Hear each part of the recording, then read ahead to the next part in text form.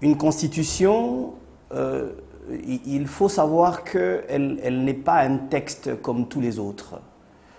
La constitution, elle est certes un texte de loi, mais elle est fondamentalement le cadre de la définition de la vision opérationnelle d'un pays, le cadre de la définition du contrat social que signe un peuple avec lui-même, et il définit les grandes orientations sur base desquelles se fixe un peuple, son identité, sa vision de gouvernement et la manière de se gouverner. C'est cela une constitution. C'est pour cela que toute constitution a bien entendu un cadre contextuel, un exposé de motifs, qui définit les motivations, les moteurs de la définition ou de la fixation de ce contrat-là, ainsi que des dispositifs. Et donc, lorsque vous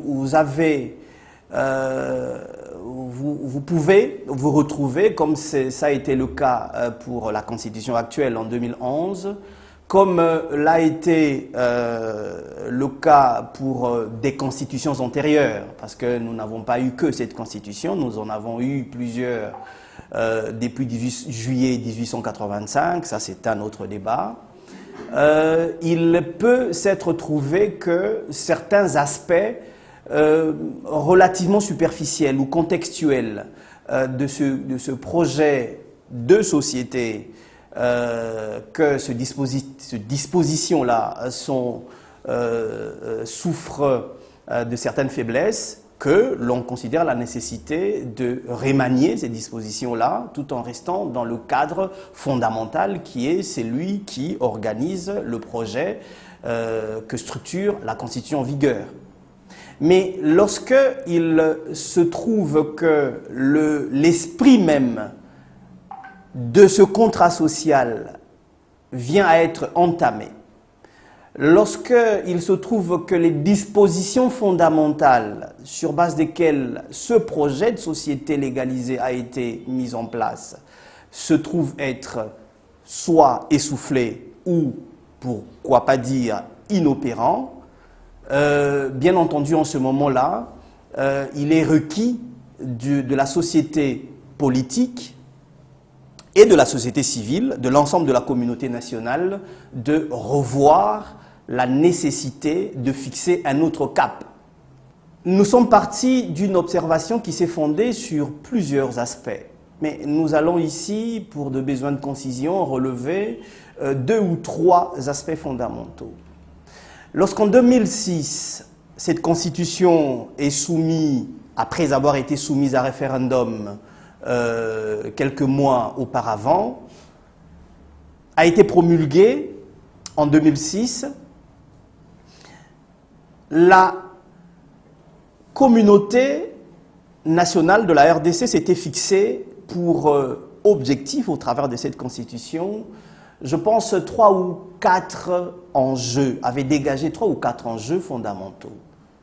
Le premier enjeu était celui de la sécurité, parce que vous vous souvenez que nous venions de sortir, ou nous étions en train de sortir d'une guerre qui avait fondamentalement menacé la structure existentielle de l'État.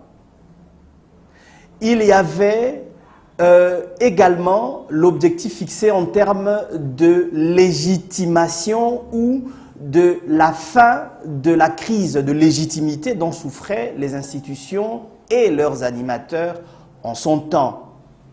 Il fallait donc, pour ces raisons de légitimité et ces raisons de sécurité, mettre en place un nouveau contrat social qui mettait fin au premier contrat de transition, puis au précédent contrat qui s'inscrivait dans un processus lancé dans la dynamique démocratique à partir d'avril 90. Donc, il fallait mettre en place, refonder ce contrat-là et définir le cadre sur base duquel le pays devait être conduit, la nation devait se construire. On peut se poser des questions. Nous nous sommes posés des questions. Sur la question sécuritaire, sur la question de la cristallisation de l'unité nationale, où en est-on? Le problème sécuritaire demeure et demeure avec acuité. Mais là, nous nous poserons la question, quel est aujourd'hui le cas problématique? Parce qu'en effet, à partir de 1996 jusqu'en 2001, évidemment, c'était des conflits armés.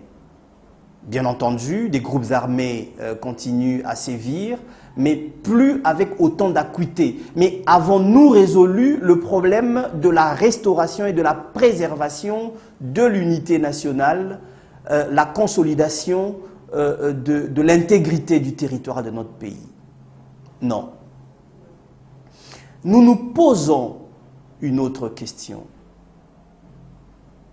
sur le besoin recherché en termes de régulation opérationnelle des institutions qui deviendraient légitimes à l'issue des élections, au fin de mettre en place un gouvernement de qualité qui permettrait au pays de mettre en place un système démocratique, mais un système démocratique pour le développement. Parce que la démocratie n'est jamais une fin en soi. On reconnaît le pouvoir du peuple pour le peuple, par le peuple en démocratie, pour lui permettre de se doter d'un système institutionnel qui lui permet de garantir son mieux-être et son développement. Quelle est aujourd'hui, on va se poser la question, la rigueur opérative des institutions de la République actuelle? Nous nous rendons compte qu'il y a également là-dessus des problèmes. La Constitution de 2006, et ce sera la dernière des nombreuses observations qui ont fondé notre démarche aujourd'hui, la démarche avait été également guidée par le besoin d'une autonomisation suffisante des provinces. Pour que ces provinces, jouissant de cette très large autonomie, un État régionalisé, que ces provinces soient en mesure de s'administrer et de garantir une décentralisation qui permettrait un gouvernement à partir de la base, pour ainsi faciliter une cohérence au niveau du sommet et faciliter le développement du pays. J'insiste sur le fait que le développement et la sécurité ont été les deux enjeux fondamentaux du projet révolutionnaire démocratique. Nous pouvons encore une fois à ce niveau observer que, à partir de 2011, les provinces aujourd'hui régionalisées, nous pouvons discuter de l'état de leur autonomie. Nous pouvons aujourd'hui nous poser la question sur les rapports entre les gouverneurs de province et le ministre de l'Intérieur ou le ministère central de l'Intérieur. Voilà plusieurs questions qui nous ont menés à constater que le socle fondamental sur base duquel la Constitution qui est en vigueur encore aujourd'hui a été mise en place est aujourd'hui désarticulée. Et pour cela, nous avons donc pensé participer à ce débat républicain, ce débat citoyen qui consiste à penser qu'il faut pas remanier, mais refonder fondamentalement ce projet de société.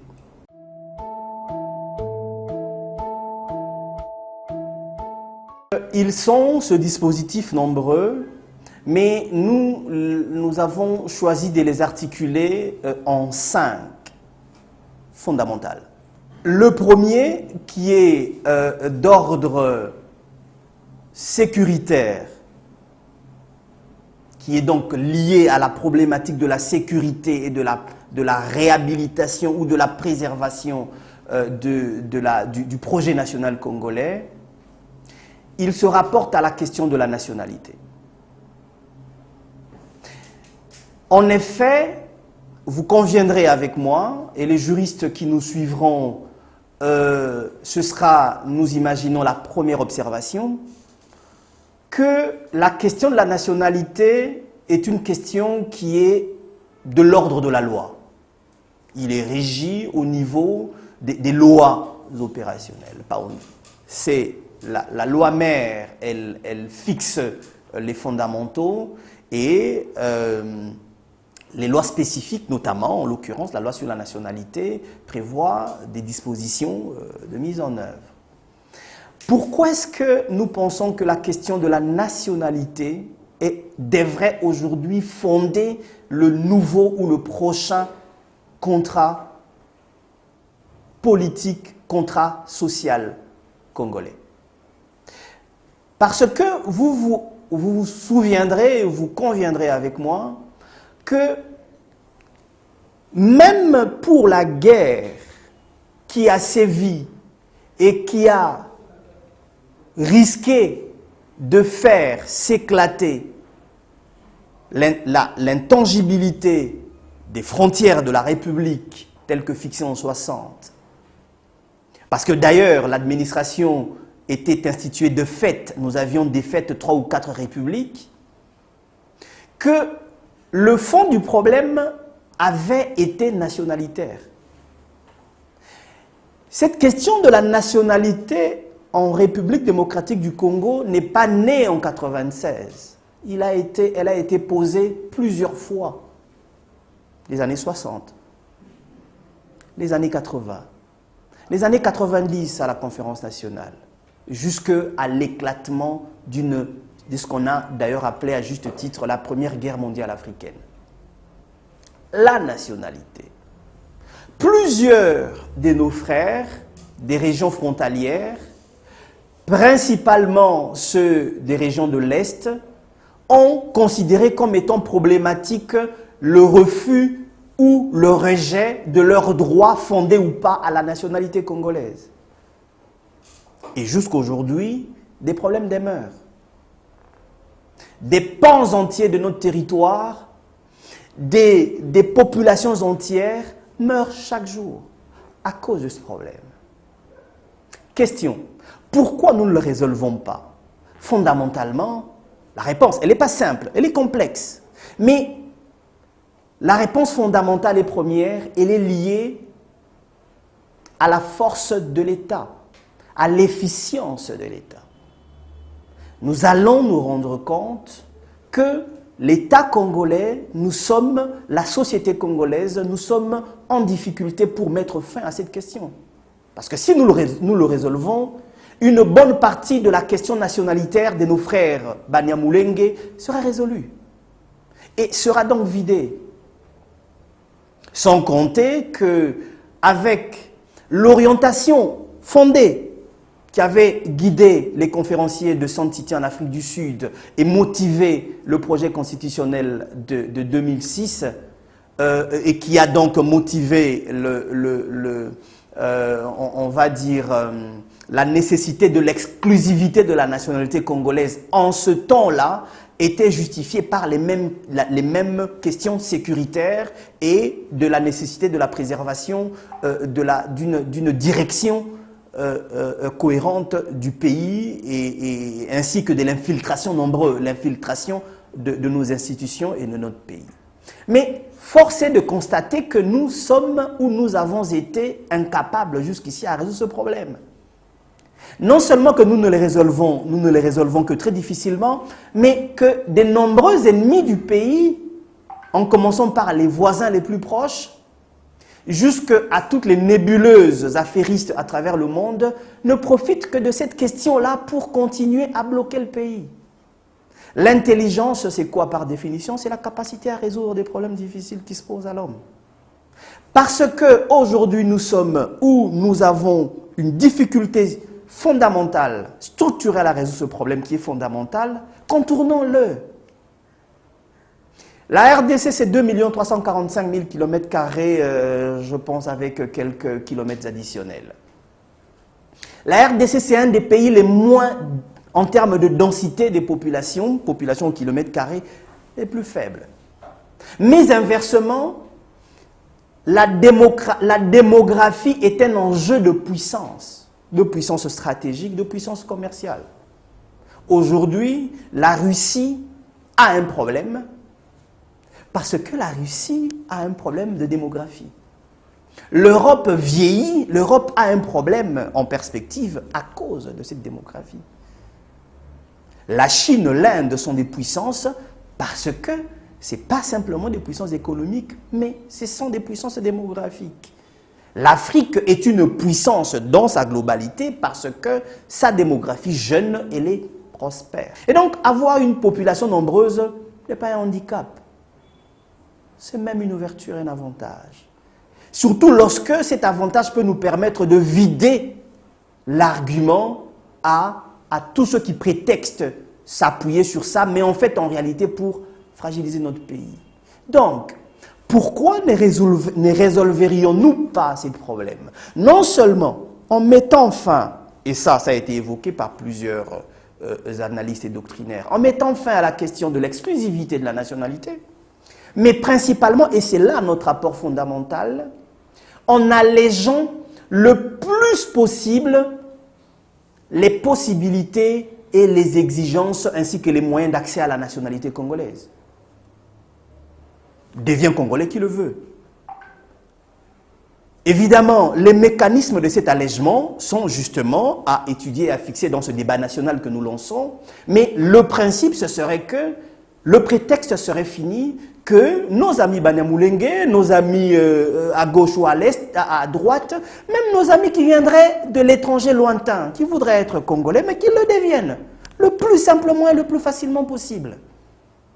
Comme ça, il n'y a plus de problème. Mais, parce que ouvrir la porte ne résout pas le problème. Il y a un mais. Maintenant, et c'est là où réside notre véritable apport, c'est de dire qui veut devient congolais, quand et comme il veut, le plus facilement du monde. Mais maintenant, nous rendons rigoureux, nous renforçons les conditions de l'exercice de la citoyenneté congolaise. Parce qu'aujourd'hui, on dit de père et de mère, on dit congolais naturalisés. Mais nous savons qu'il y a des Congolais de sang qui sont des pires traîtres à la nation. Nous le savons. Mais cela ne veut pas dire que l'on prive aux nationaux d'origine, j'en suis un, je suis ressortissant du centre du pays et je ne pourrais être qu'un de ceux qui auraient pu défendre à corps et à cri ce principe, que je défendais d'ailleurs. Mais le réalisme intelligent veut que l'on se rende à l'évidence. Donc, la nationalité ouverte, en exploitant notamment la doctrine sur la nationalité, la citoyenneté du monde, mais en considérant que l'exercice de la citoyenneté congolaise soit le plus rigoureux possible. Pour que, devenu congolais, tu es soumis à des droits citoyens rigoureux. Parce que la citoyenneté, c'est la preuve de l'attachement, la preuve de l'exercice de son devoir de servir son pays. Ça n'est plus la jouissance. Ce sont plus des droits. Et donc, messieurs, madame, congolais de sang ou congolais d'appropriation, eh bien, seraient soumis à des critères rigoureux dans l'exercice de sa citoyenneté congolaise. De sorte que une simple ou une relativement légère violation de ces exigences-là de citoyenneté congolaise soumettent au retrait de cette nationalité. Et donc nous gérerions au cas par cas ces questions-là. Monsieur, tu es mon Nyamulenge, il n'y a pas de problème. Monsieur, tu es naturalisé venu d'Angola, pas de souci. Monsieur, comme moi, tu es du Sankourou au cœur du pays. Tu es congolais de sang. Mais pour avoir violé telle disposition, que nous renforcerions, monsieur, on te retire la nationalité. On te bannit de la nationalité congolaise. Et ce serait un bannissement qui ne se réduirait pas à l'individu seul. Mais pourquoi pas ne pas l'élargir à sa progéniture pour soumettre les gens à servir le pays. Maintenant, il y aurait quand même des limitations, notamment dans l'exercice de certaines fonctions régaliennes. C'est là où je rencontre dans une certaine mesure une démarche qui avait été engagée, notamment par le professeur Tchiani et endossée par le député Bouloulou. Ce serait de dire, ne deviens pas président qui veut. Ne deviens pas responsable des institutions de souveraineté qui veut. Mais là où nous nous démarquons d'eux, c'est lorsque nous disons, mais l'exigence de la nationalité de sang n'est pas le seul critère. Déjà qu'il est un critère subjectif. Nous pouvons le démontrer et nous vivons avec des Congolais de sang qui sont des traîtres à la nation au jour le jour. Donc, en plus de cette exigence-là, qui pourrait être maintenue ou pas, mais que l'on intégrerait également pour ce niveau de responsabilité, pour le besoin de sécurité du pays, bien évidemment d'autres critères objectifs, notamment des preuves de citoyenneté, de preuves de service avéré à la nation, etc. Mais également, ce sont des critères qui seraient à définir et à fixer. Donc, vous voyez que par rapport à cette question fondamentale qui serait abordée dans ce nouveau projet de société, nous résolverions et nous retirerions ce prétexte nationalitaire à tous ceux qui aujourd'hui menacent le pays à son désagrégement. Ça, c'était le premier dispositif. Le deuxième dispositif, il est politique et institutionnel. Politique et institutionnelle au regard du régime politique qui avait été institué. Notre régime constitutionnel, notre régime politique constitutionnel est, c'est selon les écoles, semi-présidentiel ou semi-parlementaire. C'est selon. Voilà, évidemment, c'est un des nombreux régimes politiques classiques. La France l'applique, notamment, et plusieurs autres pays. Excusez-moi. Mais là où ce régime est problématique dans notre pays, après avoir expérimenté ce projet de contrat social pendant aujourd'hui 18 ans, c'est que la complexité des problèmes de gouvernement, le niveau de besoin de relèvement de notre pays est tel que il faut que les responsabilités des institutions ne soient pas exercées avec ambiguïté. Il faudrait que les responsabilités des institutions et de leurs animateurs soient le plus clarifiées possible. Cela permet d'engager une démarche de responsabilité citoyenne. Une démarche de redevabilité des animateurs et des institutions. Une solution qui permettrait aux populations, au peuple, d'identifier de la manière la plus claire les responsabilités pour sanctionner positivement ou négativement au terme des exercices mandataires. Du régime politique, de la responsabilité des institutions et des animateurs. Le président de la République, irresponsable constitutionnellement devant le Parlement et donc devant le peuple, dans un mécanisme bicéphale, avec un Premier ministre qui, lui, avec son cabinet, sont responsables. Mais pour vous rendre compte de l'incompatibilité sociopolitique de ce régime-là par rapport à notre pays, vous n'avez qu'à vous rendre compte, dans quelques mois, 2-3 mois, le président de la République remet à compétition son mandat. OK? Il va se faire élire en présentant un bilan. Il va solliciter une rallonge en présentant un nouveau projet de développement. Et le peuple l'élira. Mais lorsqu'il est élu, c'est le Premier ministre qui gouverne. On dira, oui, le Premier ministre, issu de sa majorité. Mais il peut ne pas être issu de sa majorité. On a vu le problème qui nous a menés au bord de la crise institutionnelle en 2001. M. Ilunkamba, formellement, était de la majorité FCC Cash, mais en réalité, dans la pratique, il s'est avéré qu'il n'était pas de la majorité du président de la République. Et vous avez vu tous les problèmes que le président Tshisekedi a eus. Et comment est-ce que le pays a risqué de se jeter dans le gouffre. Un Premier ministre qui est issu d'une majorité qui n'est pas celle du président, parce que le président n'aurait pas une majorité parlementaire. Alors, en ce moment-là, sur la base de quel programme l'on gouverne? C'est lui du Premier ministre. Qui est endossé par qui? Par le peuple via le Parlement. Oui, on va dire que c'est le peuple via le Parlement, mais c'est une légitimité indirecte. C'est une somme parce que la majorité, la légitimité parlementaire est une légitimité reconstituée. Comme ça que le président de la République, élu au suffrage universel, est celui qui a la plus grande et la plus forte légitimité.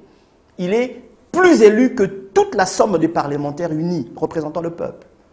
Donc, vous voyez que le président de la République, qui est élu au suffrage universel, fort d'une légitimité forte et intégrale, n'est pas celui non seulement qui applique sa vision, son projet de développement tel qu'il l'avait pensé et voulu, mais ce n'est pas lui qui est responsable des actes de son cabinet devant le Parlement. Il y a une question de responsabilité. Il y a une question de redevabilité. Il y a une question de cohérence pour un pays qui a autant de problèmes que celui-ci. Ce que nous proposons donc, c'est d'instaurer un régime présidentiel, au sens plein du terme. Le président de la République, qui deviendrait le chef plein de l'exécutif, qui ne partagerait pas les pouvoirs exécutifs avec un collaborateur, animerait son cabinet. Troisième dispositif. Non pas sur la révision de la forme régionalisée de l'État, mais sur le réajustement des mécanismes opératifs de ce régionalisme-là, d'un côté, mais d'un autre côté, relativement au régime politique, il faut définir un nouvel équilibre institutionnel par rapport aux forces politiques en présence. Parce que, à l'issue de l'expérience de la crise politique de 2021, vous ne pourrez plus, de façon réaliste et de façon effective, fixer les forces politiques et leurs alignements institutionnels. C'est vrai, notre Constitution bannit le mandat obligatoire. Les mandats ne sont pas obligatoires. Mais notre Constitution, qui stipule que ce sont les partis politiques qui participent à l'expression des suffrages, organise dans notre système politique la constitution des groupes politiques. Quel est aujourd'hui, au regard de la jurisprudence de 2021, le ciment constitutionnel Et à travers ce ciment-là, le ciment légal qui va fixer les parlementaires à leur bloc politique pour définir de façon solide les majorités parlementaires, les majorités politiques. Ce dispositif constitutionnel de 2006 a été totalement désarticulé. Mais ça, ce n'est qu'une dimension, bien entendu, qui ne se rapporte pas à la forme de l'État. Mais c'est une dimension, une preuve de la désarticulation institutionnelle que notre Constitution en vigueur ne peut plus porter. Venons-en maintenant à la problématique véritable de la forme de l'État. C'est un débat qui avait été lancé depuis Louis-Bourg en 1965. Le besoin de la fédération de ce pays. Cette question a été reprise à la conférence nationale.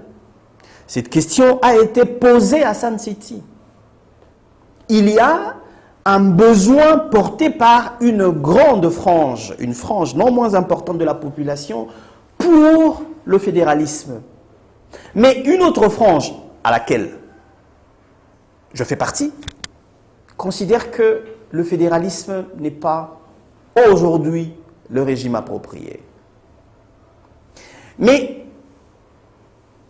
entre le fédéralisme, dimension politique, et le régionalisme, dimension politique et administrative, on a trouvé le juste milieu. Et, passez-moi la réserve, et la très forte et la centralisation de l'État, on a institué dans le contrat social de 2006 le régionalisme. Les États ne sont pas fédérés, mais ils sont substantiellement décentralisés, avec des gouvernements, des parlements et des pouvoirs pleins. Certes, il y a une gymnastique doctrinale du point de vue du droit administratif sur la définition de la cohérence entre l'autonomie des provinces et la cohérence verticale des provinces et de l'ensemble des entités territoriales décentralisées par rapport à l'État central, qui fait qu'il faut que soit maintenue cette verticale-là qui structure la cohérence unitaire de l'État. Mais cela est le constituant de 2006 a voulu résoudre ce problème en le fouillant, en établissant des institutions provinciales ou régionales. Mais aujourd'hui, nous nous rendons compte, autant que la Constitution s'essouffle en termes d'équilibre des rapports de forces institutionnels, autant la Constitution de 2006 s'essouffle aujourd'hui en termes de plénitude régionale des pouvoirs des provinces. Aujourd'hui, le gouverneur redevient un simple administratif à la disposition du ministre de l'Intérieur. Il est suspendu, révoqué, mis en congé, réhabilité, quand et comme on veut.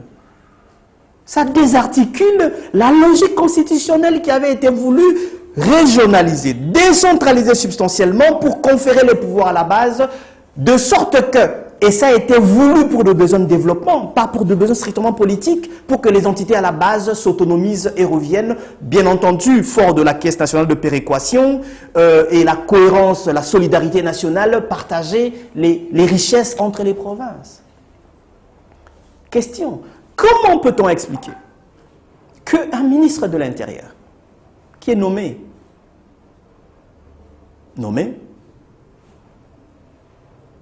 quoique ayant reçu la confiance du Parlement, puisse congédier une autorité élue. Le ministre, on ne les lit pas. Le gouverneur de province est élu. Comment liez-vous ça? Comment pouvons-nous fixer cette cohérence? Une autorité nantie d'une légitimité électorale qui est systématiquement, à force de jurisprudence et d'expérience, de système politique, ballottée par un ministre nommé. Certes, les gouverneurs de province ne deviennent pas indépendants, mais nous devons, dans le projet de société à construire, recadrer les choses pour, tout en maintenant cette cohérence verticale au travers des compétences qui sont partagées, parce que la Constitution, ceci fait partie des éléments que nous pourrions garder dans l'acte constitutionnel actuel, les pouvoirs partagés entre le pouvoir central et les provinces, que cela soit le trait d'union, avec un mécanisme de supervision qui peut être à définir, mais que le gouverneur de province soit préservé, au même titre que l'est ou doit l'être le président de la République. Donc, notre proposition, ce serait que, de la même façon, les mécanismes de mise en congé du président de la République sont complexifiés, que les gouverneurs de province, pour préserver l'esprit de la décentralisation, l'esprit de la cohérence de projets de développement décentralisés à la base, soient sécurisés. Le quatrième dispositif est d'ordre, on va dire, culturel. Culturel et stratégique. La langue. Nous avons plus de 450, près de 500 ethnies. Autant de langues.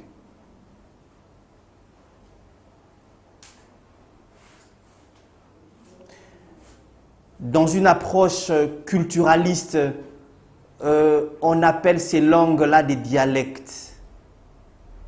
C'est du réductionnisme. Nous avons plus de 400 langues dans ce pays,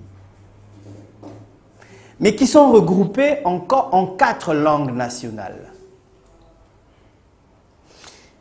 Mais pour des raisons historiques, nous avons institué ou établi le français en langue officielle, langue de travail. Le français n'est pas notre langue. Le français est une langue d'emprunt. Et la langue, comme nous le savons, est un enjeu de puissance. On peut beau théoriser, le français construit la grandeur stratégique de la France. Quel est le bénéfice stratégique fondamental que nous rapporte aujourd'hui le français sur le plan stratégique, sur le plan opérationnel?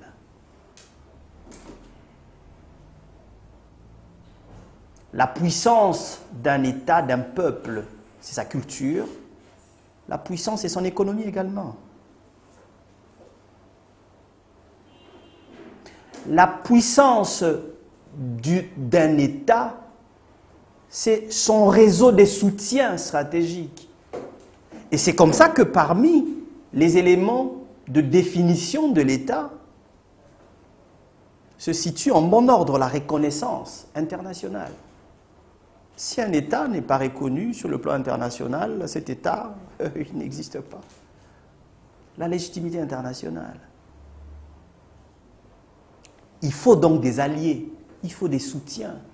On se rend compte aujourd'hui, avec la guerre en Ukraine, comment est-ce que la Russie, superpuissance mondiale militaire, est fragilisée faute d'alliés. Qui sont nos alliés? Nous sommes le premier pays qui portons le français, et donc la puissance stratégique de la France. Où est la France dans le soutien qu'il nous apporte? Nous ne pouvons que compter très rarement le nombre de fois où la France nous a soutenus. Alors que, pendant qu'il est établi que nous sommes envahis, agressés par le Rwanda, la France est le premier allié du Rwanda, qui est un pays qui a officiellement quitté, renoncé aux Français. Le Rwanda est un pays aujourd'hui du Commonwealth.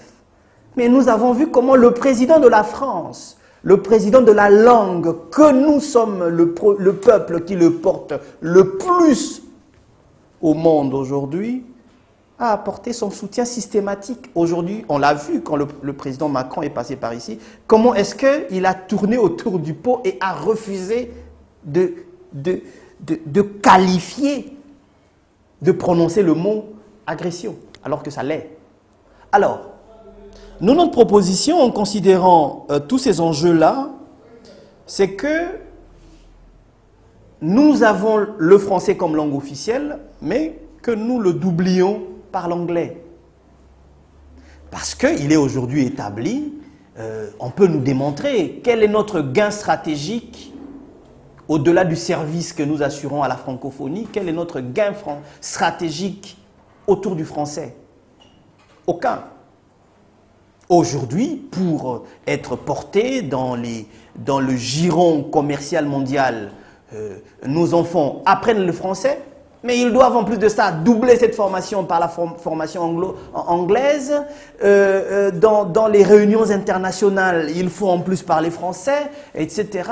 Mais nous avons vu le Rwanda qui a renoncé au français, mais qui est toujours porté par les francophones. Donc, le Congo, nous proposons que le Congo ne renonce pas au français comme langue de travail, mais que nous additionnions dans la Constitution à lancer l'anglais en plus du français.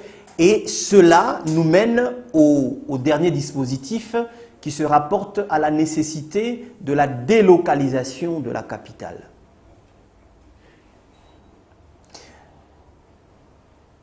Dispositif administratif et politique, mais également sécuritaire. Nous proposons que Kinshasa pourrait rester la capitale administrative, mais que pour des raisons de sécurité, pour des raisons également de lutte contre la dynamique de la balkanisation ou des agressions, des tendances agressives balkanisatrices du pays, que la capitale, contrairement à ce que proposent certains, que la capitale ne soit pas portée, le siège des institutions ne soit pas porté non pas au centre, mais tout à l'est du pays. À Goma par exemple, ou dans une ville à créer. Avec quel intérêt? 3 ou 4 intérêts. Le premier est d'ordre et relatif au projet de développement, on va dire à la dynamique de développement.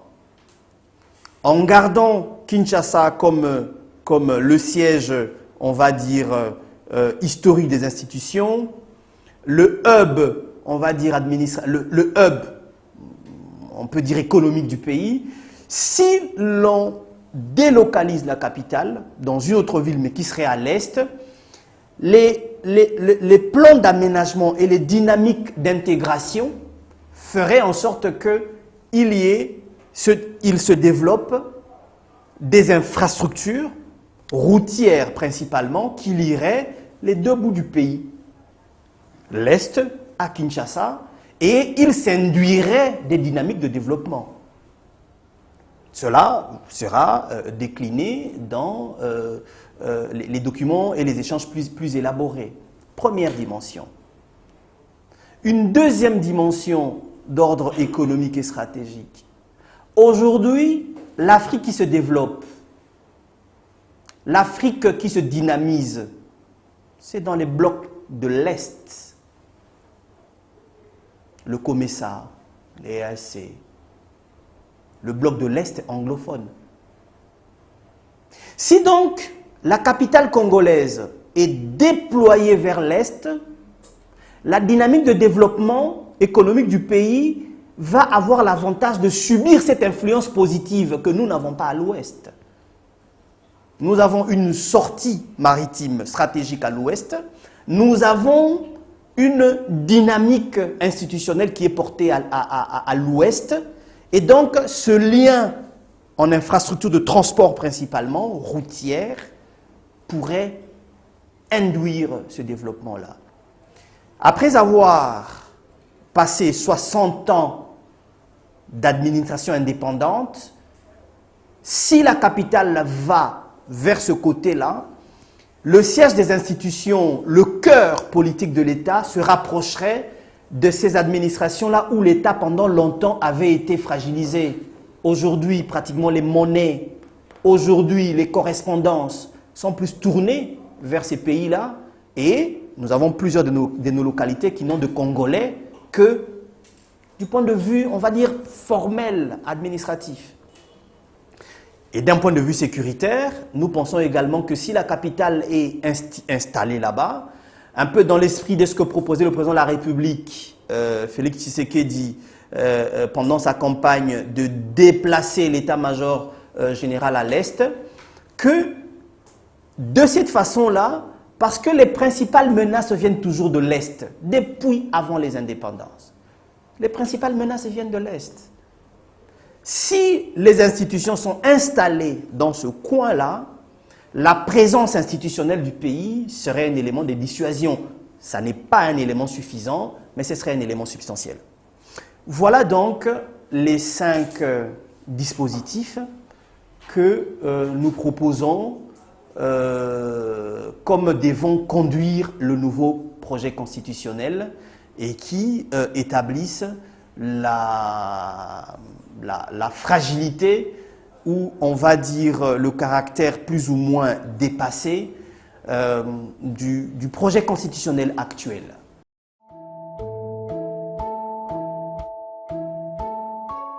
Nous envisageons 2 dynamiques.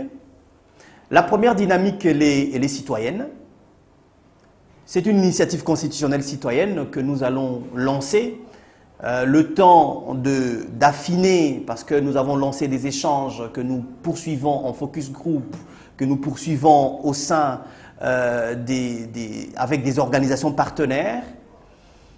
Nous pensons que dans un très bref délai, nous allons lancer une pétition au terme de l'explication, de la campagne d'explication et d'appropriation de ce projet, d'appropriation populaire, citoyenne de ce projet. Nous allons lancer une campagne, une pétition pour mobiliser des signatures suffisantes aux fins de porter de manière légitime ce projet aux institutions, principalement parlementaires.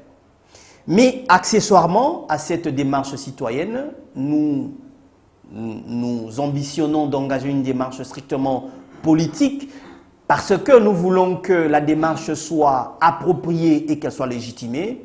Ce sera, et c'est peut-être l'occasion également de nous adresser aux différents candidats présidents de la République, de le soumettre à l'un ou l'autre candidat président de la République aux fins d'obtenir de lui qu'il l'endosse dans son projet de société, dans son programme politique qu'il soumet au peuple à l'issue des élections qui vont bientôt venir. De sorte que, s'il est élu, il serait élu avec également la légitimité conférée par le peuple aux fins d'engager cette démarche de manière responsable dès l'entame du mandat. Et donc, en parlant de ce dispositif, il y a un élément complémentaire, parce qu'on parle de président, évidemment que nous développerons dans notre cadre. Nous pensons également à l'allongement du mandat présidentiel de 5 à 7. De 5 à 7, pour la simple raison que vous observerez que quand les institutions sont à l'issue des élections et en perspective des élections, vous allez vous rendre compte qu'il y a 2 années et demie pratiquement qui sont perdues. avant les élections, non, après les élections, à l'installation des institutions, on va dire proclamation des résultats définitifs, constitution des majorités des alliances, définition de la majorité parlementaire, désignation du Premier ministre, réception de la confiance par le gouvernement au Parlement. Vous prenez tout ça jusqu'à la prise en main, à la maîtrise des dossiers par la première équipe gouvernementale, vous avez pratiquement 1 année et demie, 2 qui sont écoulés. Et dans la perspective des élections, on se rendra compte que le gouvernement institutionnel s'arrête 1 année avant, à l'année N-1. Et donc le pays n'est gouverné que pendant 2 ans ou 2 ans et demi. Que ferait-on, qu'apporterait-on en termes de solutions pendant 2 années et demie de gouvernance seulement pour un pays aussi complexe? C'est pour ça que nous pensons que si nous allongeons de 5 à 7 ans, il y aurait 5 années essentiellement consacrées au gouvernement et les 2 années préliminaires et subsidiaires qui seraient consacrées au processus électoraux. Mais tout ça, ce sont des analyses à approfondir, mais en tout cas qui fondent notre besoin ou notre proposition à changer cette constitution. Je vous remercie.